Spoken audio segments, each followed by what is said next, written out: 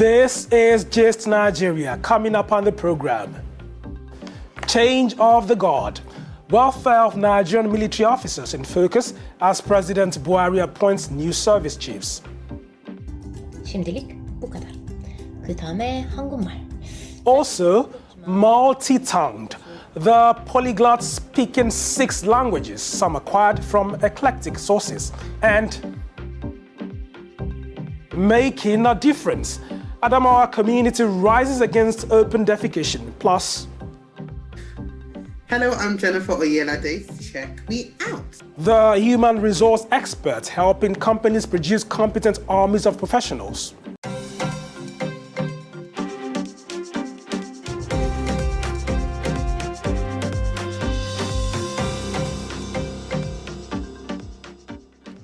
Welcome to Gist Nigeria from the BBC and Channels Television, where we bring you the stories making the rounds on social media. I am Wali Fakile. Our top story this week.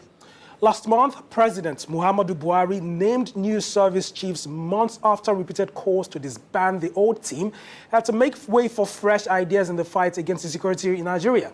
Now that the new team awaits the National Assembly's confirmation, we take a close look at the welfare of both serving and retired officers of Nigeria's armed forces. Are they happy or otherwise? Gist Nigeria's Ajoke Uluotse has the story.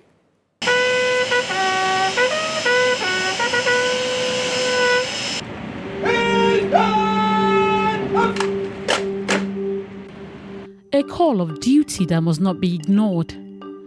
These officers have heeded the clarion call to protect the sovereignty of their fatherland, Nigeria. Whether in the air, on land or at sea, they fight with little or no thoughts for their lives, daily prepared to pay the ultimate price so we all can sleep better at night and wake up to a country we can call our own. The Global Firepower Review of 2021 ranks Nigeria's military 35 out of 138 countries globally, a test of the country's military strength and war-fighting capacity. While the military may have won many wars, it appears to be losing the battle over the welfare of its officers. For 14 years, Roy Okijevie served in the Nigerian army, working as a member of the Special Forces and disposing bombs. Roy tells me that he risked it all, yet the military bureaucracy left him empty and without value. I was paid a gratuity of 320,000 naira. I had to go and rent a one-room apartment in Oshodi. One room. The whole bathroom and everything is facing my bedroom. So in the morning, my wife is always screaming and crying and telling me what kind of life is this. There was no government. There was nobody. There was no psychologist that can be calling me once in a while. At a point, do you know I broke down? I was admitted in the psychiatric hospital. The sad reality for a lot of military officers is that ground troops are allegedly left unmotivated with poor welfare and unsophisticated weapons. When they die, their loved ones reportedly receive little or no compensation for their deaths. Emmanuel Noah Jr. served in the Nigerian army for 6 years, mostly fighting insurgents in the northeast. In 2018, Emmanuel paid the supreme price. His father says the compensation received after much stress can only be described as a stipend.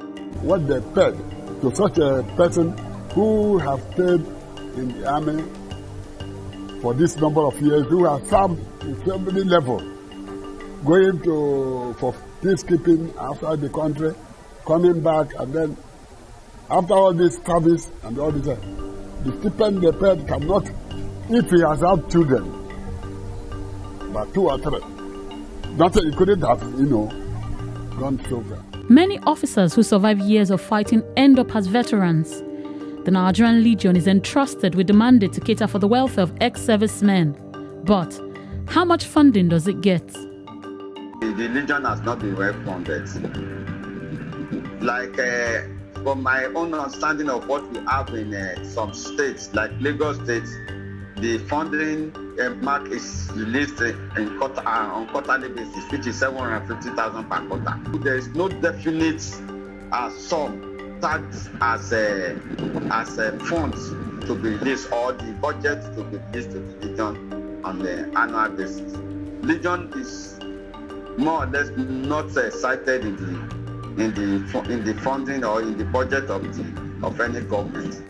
Is the Nigerian military grossly underfunded and unable to provide the motivation needed to push its officers to fight? I don't want to believe that the army is underfunded. The military is not underfunded, because if you apply the available funds and quickly execute procurement and deploy the procured equipment and motivate the troops with the available resources, so many of these equipment like bulletproof vests, they are not available, but funding was released for it. And how much doom does lack of proper funding spell for the Nigerian military and the war on insecurity? The people that you have now that are fighting, they are trying to keep themselves alive. It's a very disheartening situation, and they are trying to maintain that position until either the letter they wrote for discharge, voluntary discharge, is approved, or they enjoy the termination of a full term. Then they leave the military.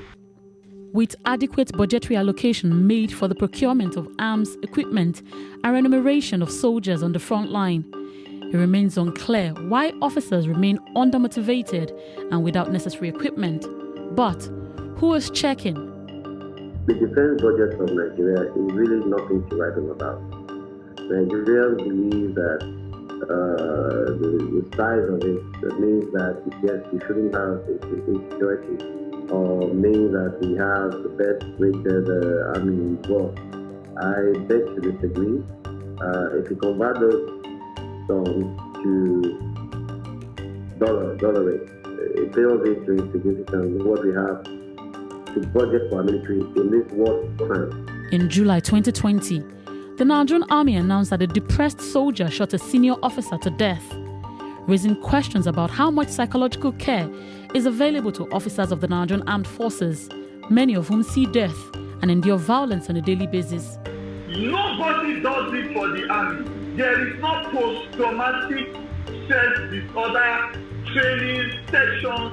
We have two places you can go to when you leave the army. One of them is at Oshodi, here in Lagos. In that place, you are supposed to do a tenure where you do some courses on carpentry, painting, things that they think you should do when you leave the army.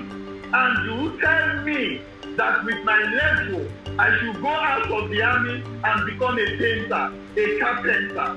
So that is the degenerate position that you have kept me. Meanwhile, President Muhammadu Buhari has replaced all security chiefs, saddling them with the responsibility of fixing Nigeria's enormous security challenges. But how can these issues be addressed? Gentlemen, officers, and men of the Armed Forces of Nigeria, I'd like to pledge right away that I'll give the right leadership to ensure that you have the ambience to be able to perform your task. Right now, we do not honor those who lose their lives in the service of our country. Right now, those who are injured are abandoned. Right now, the soldiers who are fighting the war are not motivated. So the new officer will have to address that if they want to succeed. The need for a constructive reform of Nigeria's military architecture to meet the ever-evolving challenges of insecurity has become very crucial. The stakes are higher more than ever to protect the sovereignty of the nation and ensure safety of all Nigerians. How do you feel about that story? Go to our Twitter handle at GistNigeriaTV to leave us your comments. We will be glad to read from you.